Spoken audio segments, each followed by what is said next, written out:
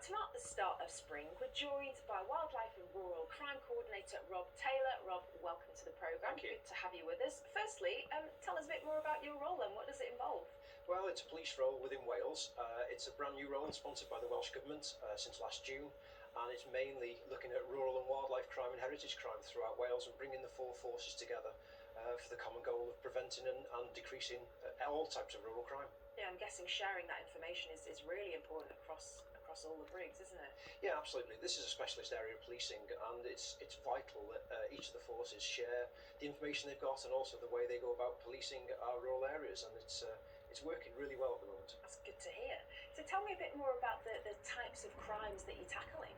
In the main, it's farm crime, so you're looking at all aspects of farm crime, but then again, we've also got wildlife crime throughout Wales, and varied offences such as badger baiting, bird offences, bat offences, and even people trading in endangered species. So it is a variety of criminal actions out there. And what's the Osprey project? That's something that you're keen to mention.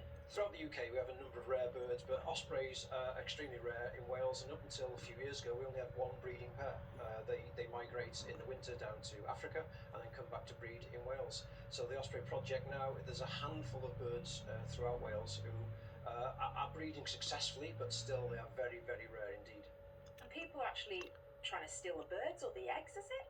That's right. It's pretty much a Victorian pastime, but still sadly exists today. That people will, at this time of year during the nesting season, travel throughout the UK to try and collect the most iconic and rare eggs and threaten the mere presence of the species throughout the UK. I mean, why would someone want to do that, Rob? What are they doing with them?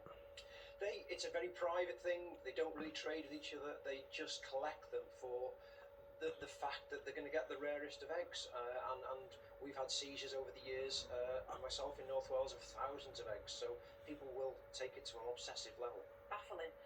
What about Operation Easter then? This is a campaign you want to raise awareness around this, don't you? Yeah, Operation Easter runs throughout the UK at this time of year, and it is to target people who persecute birds and particularly collect eggs.